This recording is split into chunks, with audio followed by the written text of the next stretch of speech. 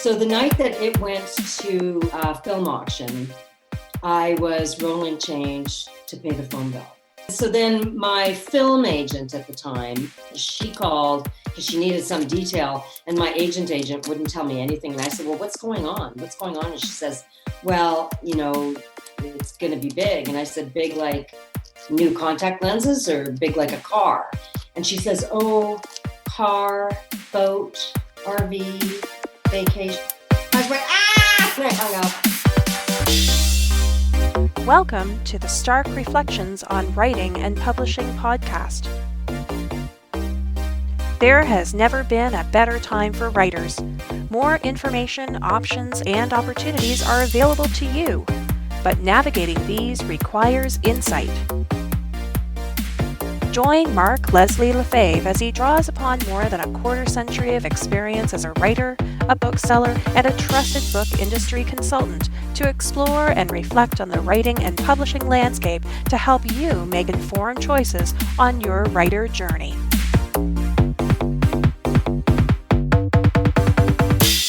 Hello, Reflectives, and welcome to episode 174 of the Stark Reflections on Writing and Publishing podcast.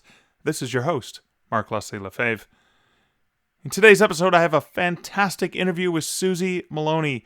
Susie is the author of Bastion Falls, A Dry Spell, The 13, The Dwelling, among other books. Now, I had the honor of appearing in the pages of one anthology alongside Susie, as well as the great honor of having her write a horror story for me for an anthology that I edited back in 2009, Campus Chills. Also, Susie is the author of screenplays and scripts, most notably the 2019 multi-award-winning short horror film ROMI, which is a technology horror film, absolutely chilling, and the recent phenomenal release that I recently watched, Bright Hill Road. Now, we talk about her writing of novels, we talk about her life in writing, we talk about the screenplays, we talk about working on these movies, and so much more. And that's coming up later in this episode. But first, let me get to some comments from recent episodes. Amy Tasakata commented on episode 173, a DF Heart on recovering from mistakes. Amy's comment was short, sweet, and powerful. All I can say is wow, is what Amy wrote.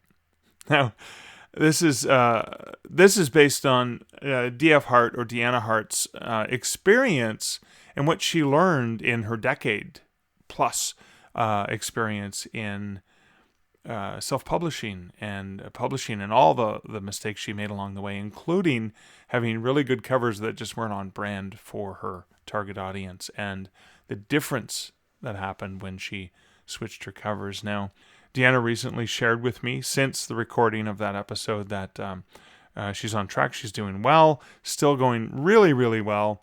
And again, the month of January isn't over, but it's already been a pretty sweet month for her.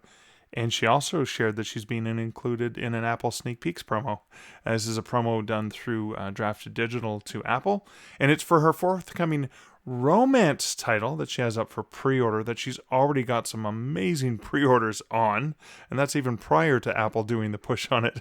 But she also has some first week of February first free in series promos lined up for that series. So not only are her thrillers doing well, but obviously those romance titles are seeing a really nice boost too, that are probably going to get pushed very shortly once she gets these promos. So that's really exciting, and I think it's evidence of working at it, the analytics, obviously, that Deanna does, as well as understanding that target audience. So thank you, Amy, for the comment. And you guys can leave comments over at starkreflections.ca for any episode. You can also at me on Twitter. I'm at Mark Leslie. Now, before I get to my personal update, let's share a word from this episode's sponsor. This episode is sponsored by Findaway Voices. Findaway Voices is a platform that authors can use to get their audiobooks out into the global market. If you're looking for a professional narrator, look no further than Findaway Voices. You can load your book title in there with the details and what you're looking for in terms of the style of voice, any accents, male, female, etc. And what Findaway Voices will do is they'll project manage that for you. They'll go to their list of thousands of narrators around the world, and they will find you 5 to 10 of the best voices best suited for your particular project at a variety of price ranges. Then you can work with the project manager back and forth to find the right narrator to get that book out into the market. Now, if you already have a narrator and already have the audio files, you can use Findaway Voices to distribute, and you can choose where you get to go. 43 plus retailer and library platforms. You decide where it goes. You decide the price for 99% of those platforms. And they also have some pretty awesome built-in promotional tools. Not only can you set the price, you can do price promos. You can do promos with Apple. You can do promos with Chirp, which is owned by BookBubs. You know, getting a Chirp deal is pretty sweet too. And if you want to find out ways that you can leverage Findaway Voices as an author, check them out over at starkreflections.ca/findaway.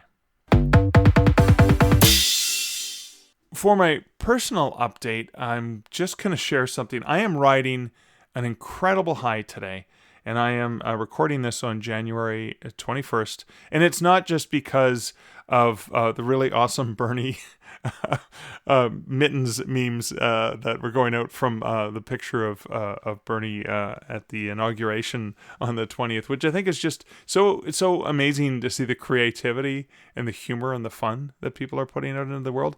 That alone, just seeing that energy and creativity and people just laughing and enjoying. It's a meme that's, I can imagine that Bernie probably is fine with it because it's not an insulting thing. It's just this really cute picture of this man all bundled up against the cold with his mittens on and just in a chair, just dropping him everywhere. So when I see the meme, and of course participated in putting him beside Barnaby Bones, my skeleton, in the front yard where Barnaby's covered in snow, but Bernie is of course protected, and Barnaby's saying, "Wow, I wish I'd thought to wear mittens."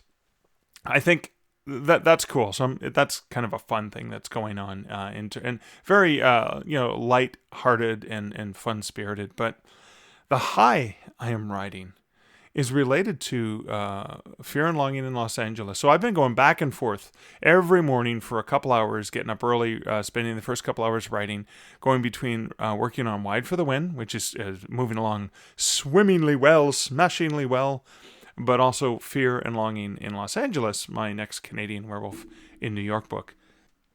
And early on in the writing of it, I had reached out to Alicia Witt, who longtime faithful listeners will remember I've gone on and on about, because Alicia Witt is an actress, also a very, very talented musician whose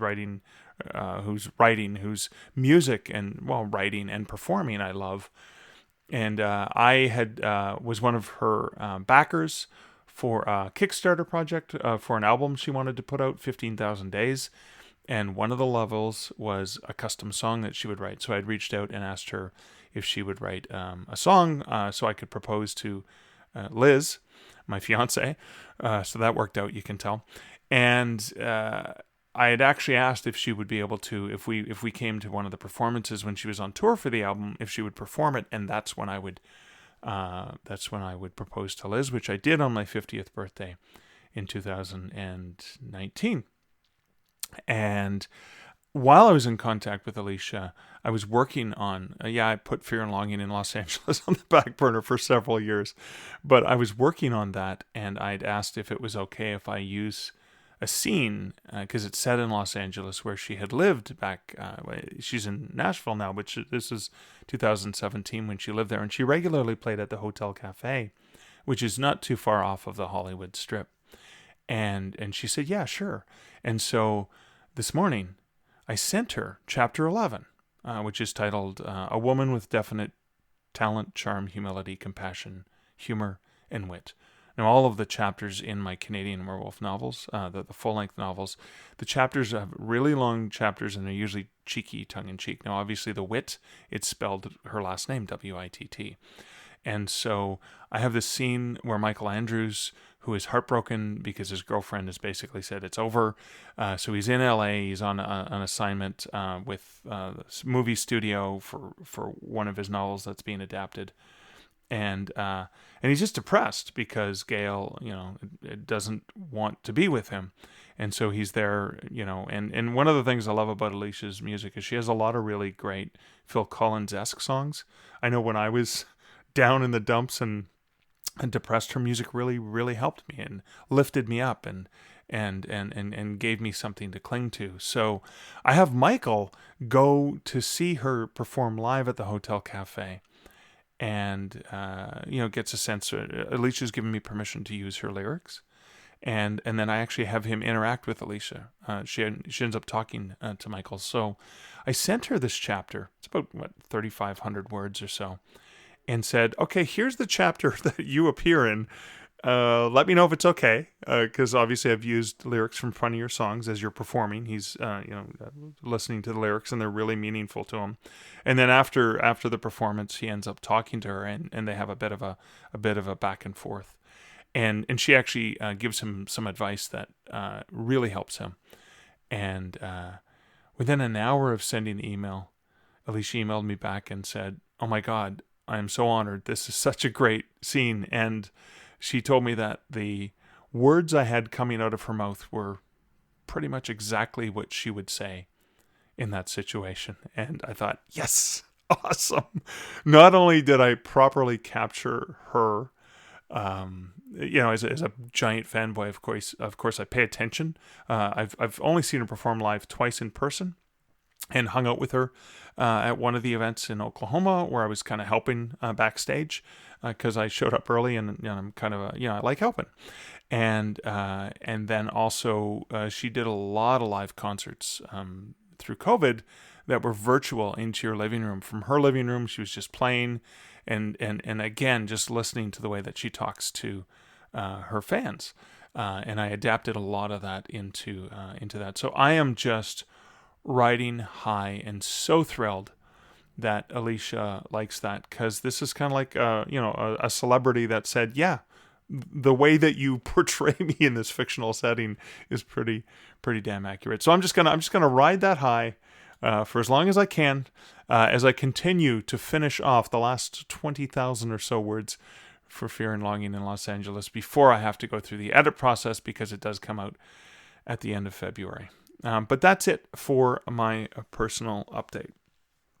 But let's get on to this interview with Susie. Now, it had been a while that Susie and I had actually just had a chance to catch up and chat.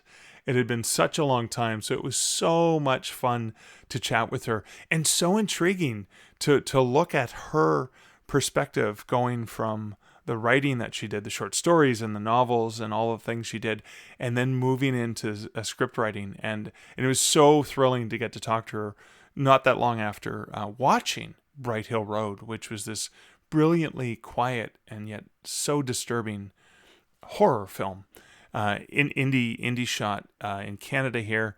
And her and her collaborator, the director, have done marvelous work together, and I can't wait to see what else they come up with. But without further ado, let's get on to this interview with Susie Moloney.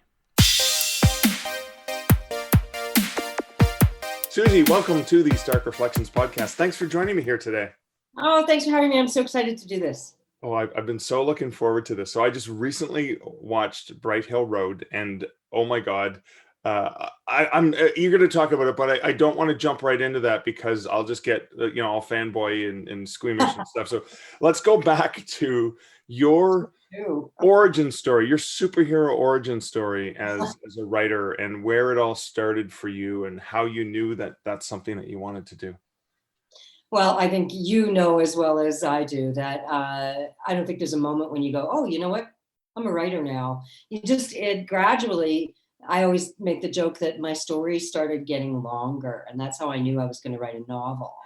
And so, a couple of novella length pieces in, and you go, well, maybe I should just go for it. But I've been a writer, I think, all my life, from little. It was a natural kind of thing that I did, just like some kids draw. But when I was in my 20s, I was, like I said, writing short stories, and they were getting long. I wrote a practice novel, as I like to call it, it's called Escape of the Minotaur. Wait, a practice novel? I did a practice novel. Yes. I've never heard of this novel before, Escape of the Minotaur. No, you have not. and that's good. That's a good thing. So yeah, I wrote a book, later changed to Pack. It was actually kind of a good idea. Okay. Have I talked to you about this before? No, but it sounds familiar. Well, I've never done anything with it. It's my drawer book, it's in a drawer, that's where it belongs. But it's about the ghost of a 10,000-year-old wolf whose grave is disturbed and comes back and gathers all of the dogs of the world, and they attack humans. And that was your practice novel? That was my practice novel, yeah. Wow, I guess it could be something that's revealed in like a director's edition cut one day. But so I wrote that. I wanted to see if I could, sustain an idea for however many words. I think that book was about 90,000 words. Okay. And I did. So, and then the rest, after that, I got an agent based on those first 3 chapters of that practice novel. Really? On to Bastian. An agent took you on and it was kind of like, okay, what else you got? That kind of thing? That's exactly what it was. She said she didn't feel that this one was ready for publication, which I think I already knew. But by then I had already started writing Bastion Falls. And so, within a year, I think I had finished it, and she sold it quite quickly. And and then, Dry Spell after that, which was a big breakout novel, and then the rest of them. Wow. So I want to go back because listeners, loyal listeners to this podcast who pay attention to my ramblings at the beginning and end of the interviews have probably heard me say how I discovered Bastion Falls, how I discovered Susie Moloney as a bookseller, as a wee young bookseller in the 90s. And I was shelving books, and I remember picking up this book, and it was this stark white cover with this hand with some blood on it coming out of the snow. And it basically, the premise was it starts snowing one day in September or early fall and doesn't stop. And it sounded like where I grew up. And I was picturing either Espanola or someplace on Manitoba Island, which is near Sudbury, Ontario, where I grew up. And I was thinking, oh my God, I put it aside, wait for payday so I could buy it. And from that point on, I had to get every book you've ever written. But that one really spoke to me because it was like not post-apocalyptic, but it was almost like, is this the end? And it fed on all of the great things that made like Alien such a great movie, because you're trapped and you're isolated, or a John Carpenter, The Thing is like, we're in the middle of nowhere and something's coming for us. Where did Bastion Falls come from? I'm just so eager, because I don't think I've ever really pestered you about that, have I? No, I don't think we've talked about it. And it's funny because on the back of the book, the jacket blurb says that it's a place in Northern Ontario. Oh. But in fact, it takes place in Northern Manitoba. There's actually a town. Does it really? Yeah. And there's a town, I'll think of the name of the town in a second, but it is, Northern Manitoba is bleak. That's, that's past the tree line. Right. And so when they do serious winter, they do real winter, not like proper winter. Yeah. Yeah. And so I went up there. I used to edit a magazine. I edited a magazine for about 4 years. And it was a provincial magazine. So we got some money to do a tour of the communities that we served. And so Leaf Rapids, Manitoba. So we went up north to Leaf Rapids, and their town is built like a winter town. So it is built in a wagon wheel. The center of the wagon wheel is a mall that has the school, the hospital, the library, the skating rink, the bar. Just like in the novel. Okay. Just like in the novel, in this centerpiece. And then the spokes of the wagon wheel are the city streets and the residential homes and that sort of thing. Okay. And that's because in winter, most of that area can be impassable. And so you have to be able to access, grocery store and the library and certainly the bar. Well, you have to be able to access. Goes without saying. Yeah, I got drunk in that bar. But yeah, so this place was just amazing to me. We went up in September, and it was September 4th, and it snowed when we were up there. And that just right? How could you possibly be somewhere where you knew it was going to be snow from September until May? Wow. And And that was the Kickstarter for that novel. yeah, Wow. completely. Wow. So now I have to move. So I believe your second novel was A Dry Spell. Yes. Again, involving precipitation or lack thereof.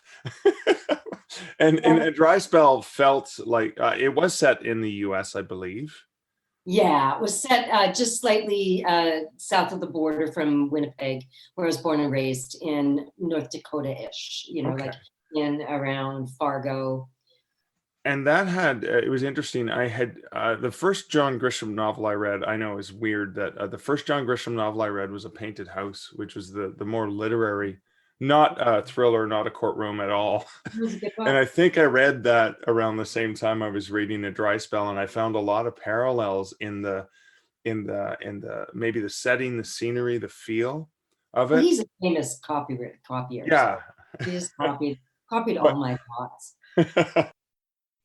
but I that one was obviously about lack of precipitation, and that did have a more literary feel to it, although there was drama and tension. But something really cool happened with that. I remember there was an option popped out. What can you talk about that a little bit? Well, actually, let's talk about the novel first. What it was about, what inspired it. Were you somewhere when there was no rain for a long time, or how did that come about?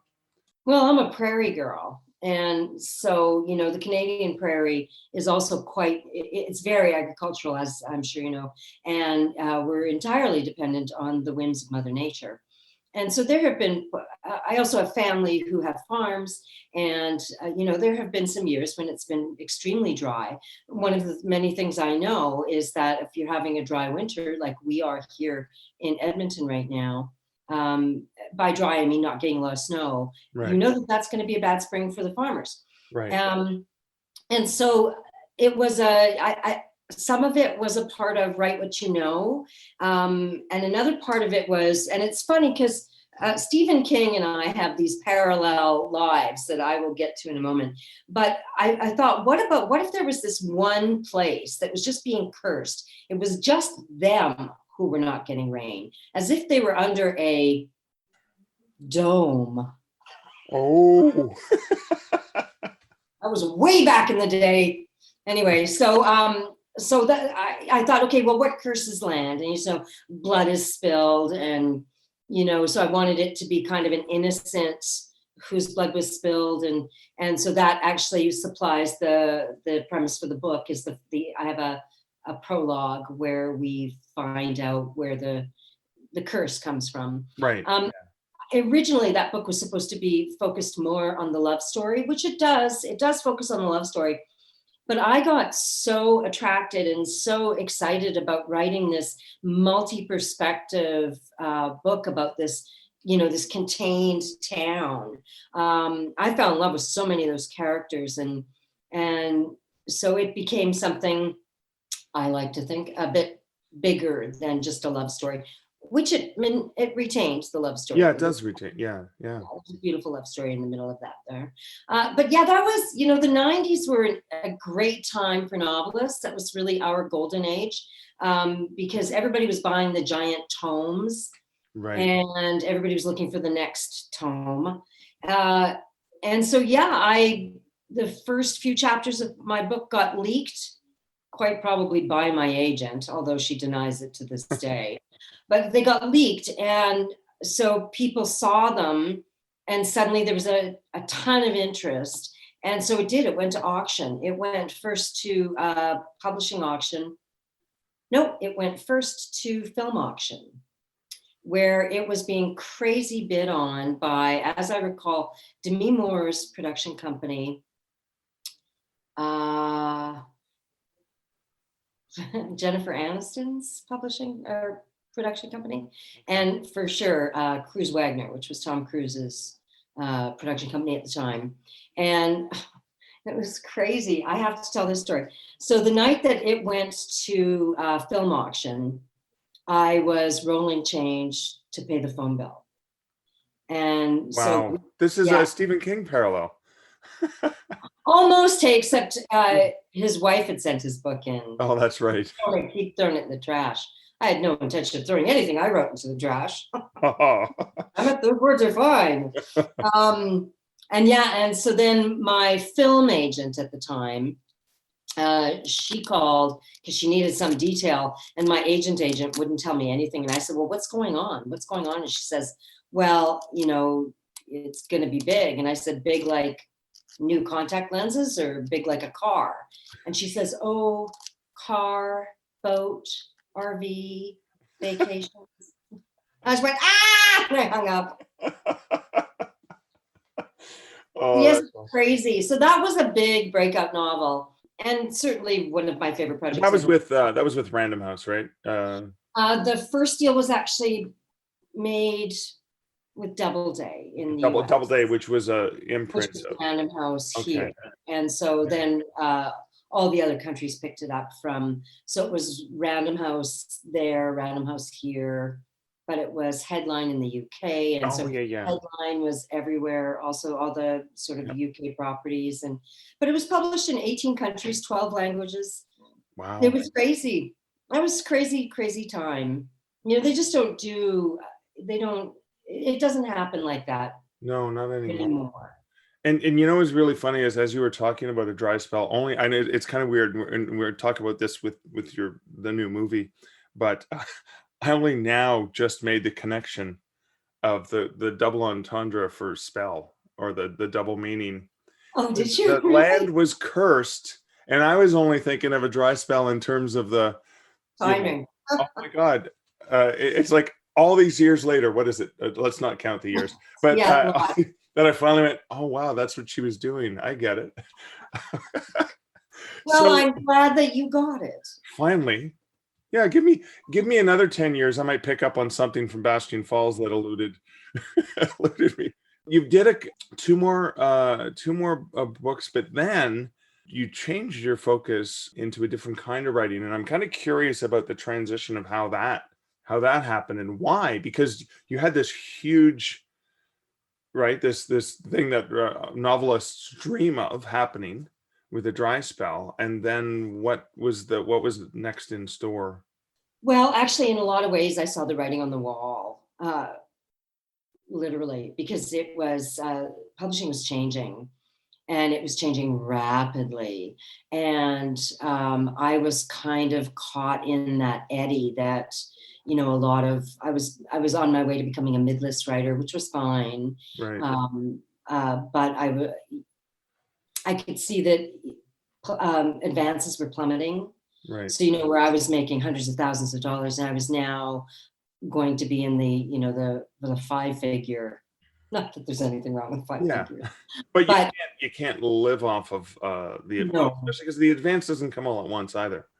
No, it does not. It comes in thirds, and yeah. Exactly. And it was also becoming a world where there was no hardback deal, softcover deal, and then the other deals. It was becoming a world where you got a trade paper deal, and that was it. And then eventually, by the time, now 13 was part of a 2-book deal, and so it, it didn't apply. But by the time I would have been writing another novel, we were now down to 4-figure advances. And so I just thought, this is great, but I can't live on it. And I was a single mom, I had family, and so I thought I always wanted to write TV film. I was a huge TV film person, and it was sort of shocking to me that I had never written any film or TV. Right. And so that was it. I thought, well, I'm going to give it a shot. I started, with a spec script, and I wrote a spec script for Dwelling, which wasn't very good. But through that process, I met and hooked up with my partner in the industry, Robert Cuffley, who's the director of Bright Hill Road, also the director of my award-winning short, ROMI. And yes. Yes.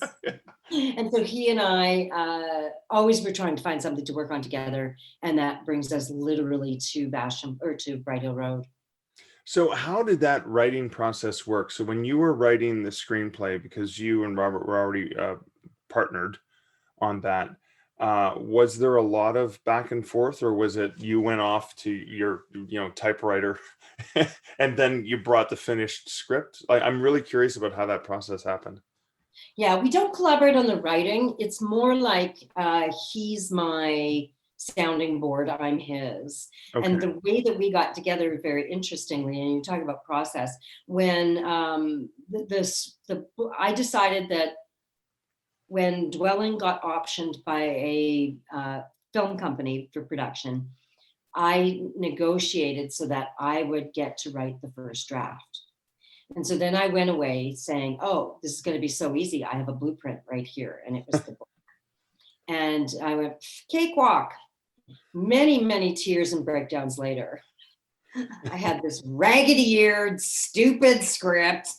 It was way too long, longer than the book, and turned that in sobbing. Teeth marks on it. And they went, oh, we're going to put this right on the fridge, Susie. And then they asked, by that time, Robert had already been attached as director. He's director. And had asked to write the second draft, as anyone would. And so I said that was fine. Could I peer over his shoulder while he did it? Okay. And so that's really how we got together. So I learned from him. He was my mentor in many ways, not just with writing a script. And so we never really looked back, but we have since diverged as far as writing goes. I write them, he directs them. And our first project together was a short film called ROMI, which has since done very well in the festival circuit, winning many, many besties. And now we have created the full-length feature version of ROMI, which starts shooting this spring. Oh, So that's our goodness. project together. Yeah. Wow. It's tech horror too. It's about a woman who's terrorized by her digital assistant. Yeah, I know. I remember the wow, I can't. That is so cool. So Bright Hill Road. I just it's still fresh in my mind because I just watched it and loved it, because it just came out the week we're recording this is the week that it actually released to the public. So it was available via a festival initially. When did it launch? Well, we had a strange year. We shot it and put it in the can 2019. And then, as with many indie productions, post was slow. Right. And so we were ready to start submitting this year, or 2020, sorry, the dumpster fire year. Right. By summer. And so we had missed an awful lot of deadlines, but that was when we started putting it into festivals. It premiered at the Calgary International, and we got a theatrical because, we were so close to being past the COVID thing in September. It was still socially distanced, Right. And it was quarter capacity, so it was only about 100 people, but it was full, sold out. And it was a magical night for me, seeing it in the theater for the first time, and my first feature film. And so that was really, really exciting. But so then, by then we had, distributors attached. We're with Uncorked and Level Film. And Level is here in Canada, Uncorked is national or international, I guess. And so, so we've jumped right now into VOD. So we were released VOD, video on demand, Tuesday, and it's available on all of the platforms in Canada and the US. Yeah, so you can rent it, but I knew I wanted to be able to watch it again, so I just bought it outright. I was like, I did too. so I can yell Google Play. Nice, thank you. I'm so excited. So I have to talk about. So it's kind of ironic that Uncorked is associated with it, and I think I read that in a review recently too. I never even thought of that. Uncorked. It's a big wine glass too. Yeah, and you even see in the logo, you see the blood red, right? Okay, so just set up the premise of the movie before I start jumping all over and talking about all the cool things about it. Absolutely. Okay, so Bright Hill Road is the story of Marcy. She's an alcoholic who flees her life after a workplace shooting and ends up at a very bizarre boarding house called Bright Hill Road, Yeah. Okay. Perfect. And where she so, faces her demons, where she literal and figurative. where she faces her demons. Yeah, that is a beautiful. The opening where Marcy is in the office. She's obviously has a drinking problem, and she is already drunk by the time she gets to work in the morning.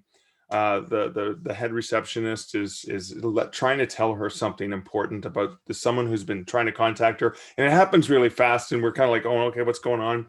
She goes in her office where she's drinking behind closed doors, gets sick, and that's when she's like, oh, I'm gonna throw up, and she's bolting to get to the washroom. All around her, everyone's under their desks, and she has no idea, because she's obviously got an emergency, but she's also drunk, that there is an active shooter in the building.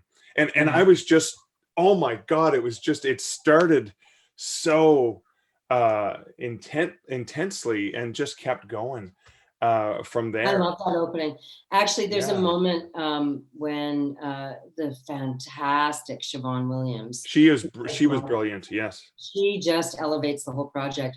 But my favorite expression in any movie ever, I think, is when she's at the desk and she's about to take she's got the little airport Little, yeah. bottles, and she's about to drink one, and she sort of looks around to see if anybody's looking, and there's this expression of, oh, fuck it. She just, this is my favorite expression ever. She just, you can just read it. She's like, I'm so beyond this right now, frankly. Well, she does. I mean, the great thing about Siobhan's performance is she does so many things, because she's alone for a lot of the movie, and Yeah. she has to convey a lot of emotion and a lot of things that are going on in turmoil without words. Yeah. And she does a brilliant job of that. And I think the direction, obviously the writing's okay. Whoever wrote the script kind of did an okay job, I think. No, but Yeah, the other, on the page. there's so many other things about it. Is it's maybe I'll compare it to Bastion Falls, only because of that isolation, the sense of isolation that exists, and is really done brilliantly. And then there's also how do I say this without revealing too much about it? But the way that you reveal, there's obviously a history. There's obviously something from her past that is haunting her, but we don't know what it is. And she's got an art project that's kind of a pet project that she's doing on the side. Well, it's like she's a head of HR at the firm that she works at. And then just the way that it's revealed is just so, it's not in your face at all. It's just very, you really have to be, it's like a thinking person's horror film. I don't know how to say That's this, great but thing to say. Thank you. yeah. But I love the way that it's just this, and it's not blatant. You really have to pick up and put this piece together, and this piece and this piece, and it wasn't until as I was telling you before we began the interview, it wasn't until I woke up this morning that a bunch of things kind of like, oh my God, dry spell, that means this, that happened to me, and I went, oh my God, that's why this, and that's why that. Oh, that's so cool. I like when a movie can haunt you like that so much afterwards. How has the reception been to the film? We're getting great reviews. I think we're 5 for 5 great reviews. We got reviewed in Rue Morgue, which, for us horroristas, that was kind of a mecca. And so that was a big deal. We're getting a bitch slapped on IMDb, but it's mostly, the young guys. There's no woman getting slashed in the first 15 minutes. And so, horror equates with slasher movies, and it's not a slasher movie. Yeah. No real body count. Well, there is, but you don't want to talk about that. And so, yeah, so, so if you're watching this and you've seen it, go on IMDb and give us a good rating, because good idea.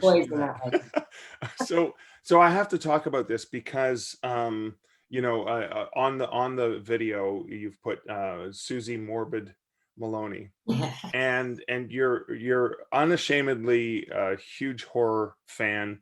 Identify yourself as a horror writer. You don't put on any sort of pretension like, oh no. You embrace in horror, true horror, not slasher horror, but actual the pure horror that we know is that emotion. How has that been you know, it's like do you get people's like, well, she seems so sweet, how can she write such things? I used to get that a lot more. I know that when I was back in the day, Bastion Falls days, there was discussion about me using my initials instead of my name. Oh, okay. Because it wasn't a realm that women wrote in, and they were concerned that we would get mixed up with romance or we wouldn't be taken seriously. And Right. but I insisted I wanted my name to be on the book. And so, yeah, I mean, that was, what, 25 years ago, Mark, about that, when I was Something like 12. that. I Yeah. was about 12, yeah. Yeah, of course. And Yeah, and I was 5. Yeah. exactly, we were so young, just really little kids. And but it's been better, and women are having a moment. Women in horror are having a moment, and it's been so exciting to have kind of a community, that has grown over the last 25 years. In fact, I did a webinar or panel. I did a day of horror. It was literally called a day of horror this fall summer, where I did a presentation, then I did a panel, women in horror, and it was big names: Nicole Steves, Karen Lamb, Karen Walton, me. Like, we were all, there was just this great panel of women in horror. And then after that, we did another like a showcase of women's horror work. And it was, it was like a coming together of sisterhood. It was really, really exciting. So yeah, I mean, I'm going to be a little old lady, and people are going to be going, wow, that little old lady just scared my pants off. And that's going to be very fun. That's awesome. That is awesome. So the movie's now available for more people to see, other than the film festival attendees or for the local premiere. I remember watching, I think it was on your Facebook feed, or thinking, wow, is there anywhere I can see it yet? Because I can't go to Calgary. And it was filmed in Calgary too, right? Is that outside of Calgary, in outside? Stavely, yeah, which was Okay. this fantastic little community with this, I don't know, 100-year-old hotel that was tailor-made. Every single little piece came together for us. I have had such luck with locations. Suburbanite, which was my first film, and it was short. We needed 2 houses close together, separated by a chain link fence. That's pretty detailed when you're looking for locations for a film shoot, and we got one within days. Wow. I've been so lucky, knock on wood.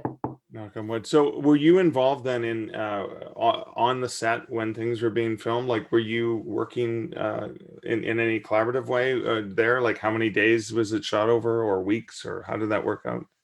Well, we shot initially, I think in total, I think we did a 14-day shoot. Okay. I was on, the whole project started from the minute when we go, well, let's make a movie. From no script in November, we shot in March. So wow. Okay. You can imagine how fast that all happened. Wow. And so I was literally by phone available for rewrites for the first 3 days of shooting. And then I went and I was on set for about 3 days. And it was fantastic. We shot and stayed in the hotel in Stavely. But it's haunted. Yes, it's haunted now after the things that happened in that hotel.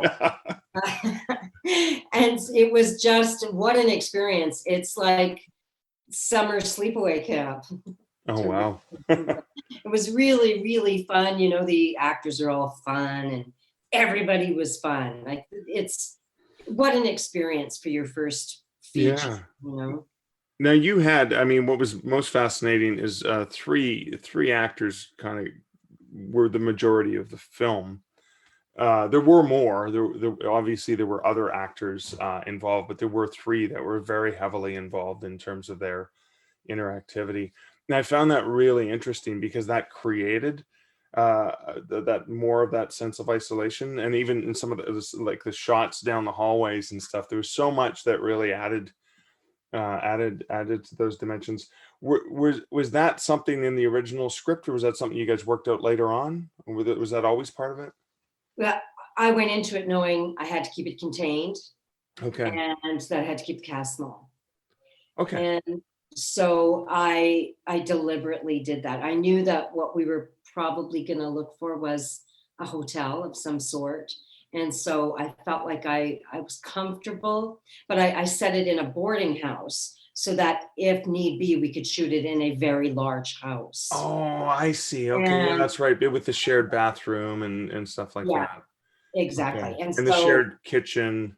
Yeah. yeah. Okay. And Awesome. so we were extremely lucky that it all kind of came together, but it was deliberate because I mean, obviously indie production, it's a Yeah. smaller budget than, it's not no $20 million movie. And even though it looks like one. So yeah, so that was all deliberate. That was all deliberate. Same with, I wrote 2 feature scripts this year. The first one that I wrote was Penny Whistle, based on a short film that Robert Cuffley wrote and directed and produced. And I expanded it into a feature film. We were going to shoot that in 2020. But in fact, COVID had its way with us, Right. and it had no restraints on it because we had more money. So it takes place in a school, there's a monster, like it's a huge thing. And by the time I finished that script, we were all kind of, oh, well, that's not going to happen. Yeah. And so I had to write. So then ROMI, which was also on the roster anyway, which is essentially 3 more people. Right. Yeah. Again, isolation, and the woman spends a lot of the film on her own. Cool. This is so exciting. So I'm curious to know. So obviously, Romy's sort of towards production. What's next for you? What are you writing now? What's coming? I'm working on a horror comedy film. Horror comedy film. Yeah, Nibble Mouse, based on an idea from director Robert Cuffley, my brother from another mother. And so it's a horror comedy about a pair of stoners, brother and sister. And her name's Hannah and his name's Greg. So Hannah and Greg, stoners, horror comedy. Maybe there's a witch next door. We'll see. But wouldn't you know it, Mark, I've started another novel. Wait a second. I thought they were just moving over into the screenplay line. What's with the novel? I was the writer in residence at Edmonton Public Library for 2020. And, I'm reading somebody else's novel every week. Right. And I just missed it. Really? Missed the form. And so I started, I knew I had books floating around in my head all the time. And there's always that debate, is this a book or a movie? Is this a book or a movie? Is this a book or a movie? And yeah, I decided it was a book. And so I started. And it's fun. What I'm doing now is I get up really early in the morning, and that's when I do my side gig writing, as I call it, which is writing just for me that nobody can mess with, or nobody gives me money for it. It's all sacrosanct. And so that's been my morning project. So apart from that, is there a difference in the way that you write a screenplay or the way that you write a novel, like the way you approach it?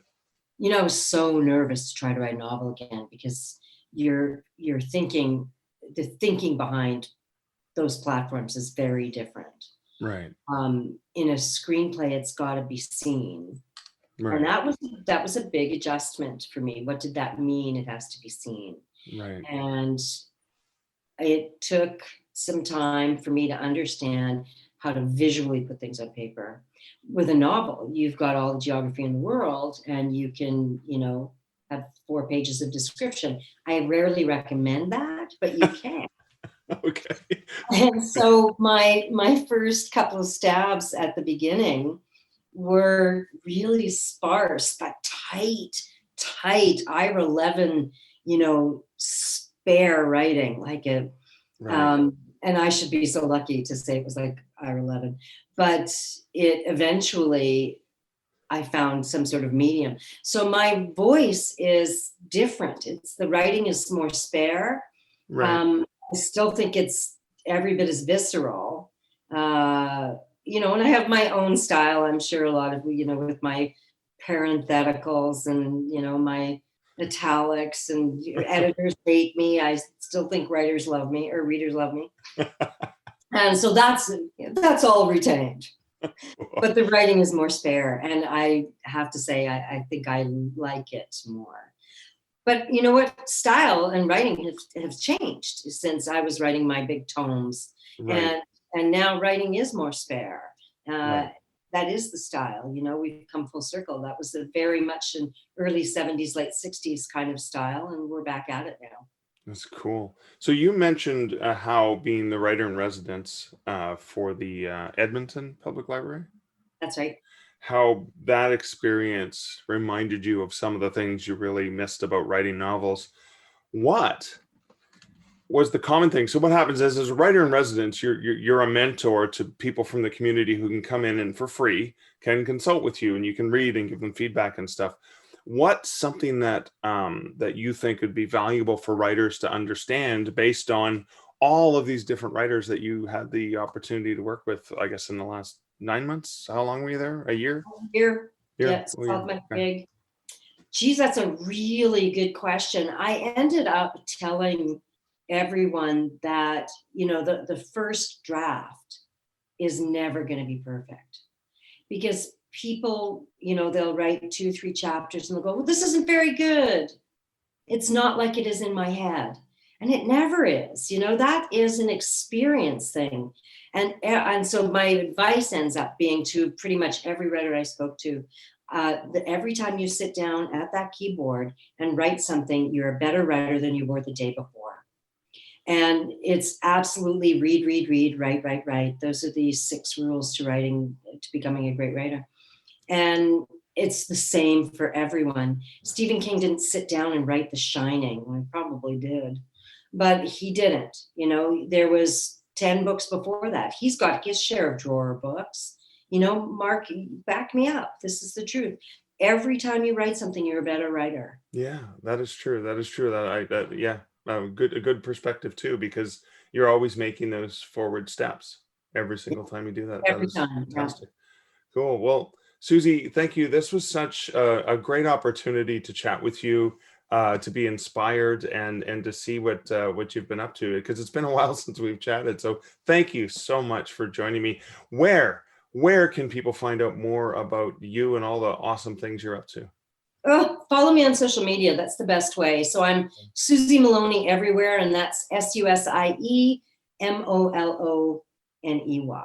Follow me on social media. I don't have a website or anything. Those things, that sounds exhausting to me. Awesome. I don't know how. So it's always such a pleasure to hang out with you.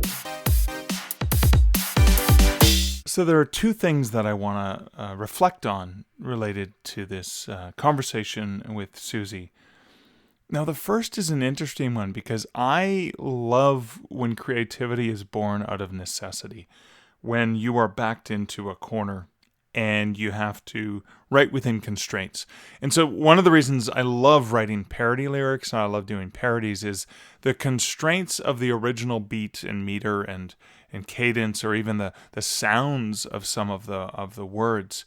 And that's a lot of fun to do. But Susie was talking about, the challenges of writing a script, considering the budget of the, who was making the film, and the scenes and the number of actors involved, and considering that in the creative process of knowing that this is going to be made into a film, and understanding that. So limiting setting, limiting the number of characters and the number of actors that are going to have to be hired for this. And I find that it is so amazing when creative people have those kinds of constraints and yet succeed and shine and make something truly magnificent. It's one of the powers of something as simple as a limerick or a haiku, where you've got the very forced constraints that you have to write within, and you make it happen. And I love seeing how that happened for ROMI and for Bright Hill Road. And that was one of the things I wanted to reflect on. The other thing I think that's really important is towards the end of the interview, Susie was talking about the every time you sit down to write, you're a better writer. And it's so true. And we forget about that. We think about those frustrations and struggles that we have as writers, and we forget to give ourselves a little bit of credit, because every fresh time we sit down again at the typewriter, or however you get those words on the paper, you are getting better at your craft. It's that 10,000 hours that Malcolm Gladwell talks about, getting better and better at the thing, because it's the practice that is helping you as you continue to write. The more you write, the more you read, the better you are. And that's something to remember. So again, we all suffer from comparisonitis. I haven't had a 7-figure movie deal off of one of my novels. I haven't had the pleasure of getting to sit in a theater and watch a film script I wrote be performed. But I'm not going to compare myself to Susie in that way. I'm going to compare myself to the writing that I did a couple years ago compared to the writing I'm doing now. And even looking at the character of Michael Andrews, and even looking at, so for example, with Fear and Longing in Los Angeles, there's some scenes and things that I wrote several years ago, and I'm coming back in and I'm recognizing places where I've improved, even in terms of some subtle character nuances that I have learned from the various editors that I've worked with over the years that have helped me, because every single bit of advice I get along the way helps inform my future writing. And so we all build upon those things. Everything is so beautifully cumulative. Well, that's it for my reflections. That's it for this episode of the podcast. I hope you enjoyed the podcast. If you did enjoy the podcast, I hope you would please consider leaving a review on the podcatcher of your choice, or better yet, sharing the podcast with someone that you think would find value in it. Also wanted to give a huge shout out to my awesome patrons who support this podcast over on patreon.com/starkreflections, whereas for as little as $1, $3, or $5 a month, you can get access to additional bonus reflections and content and other goodies. Thank you so much to all my amazing patrons who take the time to support this podcast. Your support means a lot to me and helps remind me of the value that you get from the podcast. Thank you to my patrons, and thank you to all my listeners. Couldn't do this without you guys. So as I said, that's it for this episode. So until next week and episode 175, this is Mark Leslie Lefebvre wishing you great writing and good Stark Reflections. Thank you for listening to the Stark Reflections podcast. You can find show notes for each episode at starkreflections.ca.